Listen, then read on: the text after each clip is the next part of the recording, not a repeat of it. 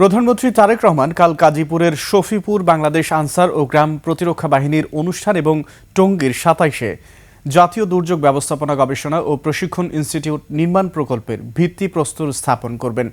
এরই মধ্যে সব প্রস্তুতি সম্পন্ন করেছে জেলা বিএনপি ও অঙ্গ সংগঠন। কাল সকালে শফিপুরে আনসার ও গ্রাম প্রতিরক্ষা বাহিনীর প্রধানমন্ত্রীর দরবার ও পদক বিতরণ অনুষ্ঠানে প্রধান অতিথি হিসেবে যোগ দেবেন তিনি। এ সময় কুটির শিল্প পরিদর্শন, বৃক্ষরোপণ ও সাংস্কৃতিক অনুষ্ঠান উপভোগ করবেন প্রধানমন্ত্রী। দুপুরে টঙ্গীর ২৭-এ জাতীয় দুর্যোগ ব্যবস্থাপনা গবেষণা ও প্রশিক্ষণ ইনস্টিটিউট নির্মাণ প্রকল্পের ভিত্তিপ্রস্তর স্থাপন করবেন প্রধানমন্ত্রী। এছাড়া প্রকল্প সম্পর্কিত ব্রিফিং এবং সুধী সমাবেশেও অংশ নেবেন তিনি। প্রায় ৮.২ একর জমির উপরে গড়ে ওঠা এই প্রকল্প ব্যয় ধরা হয়েছে প্রায় ৫০ কোটি টাকা।